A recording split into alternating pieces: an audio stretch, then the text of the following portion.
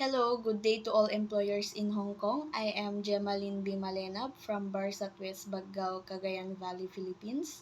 I am 24 years old and I am single with one kid. I am a high school graduate and my hobbies are cooking and singing. I work as a sales lady for 1 year and as a housemaid and a nanny for more than 2 years here in the Philippines, and I have served four members of the family including a twins ages 3. My duties are taking care of the twins, preparing and cooking meals, washing the dishes, doing the laundry, ironing, cleaning the house, grocery shopping, and many more.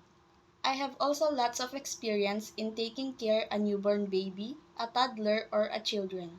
I want to work in Hong Kong because I want to sustain the needs of my family, especially my son, and I also want to earn money for my son's future.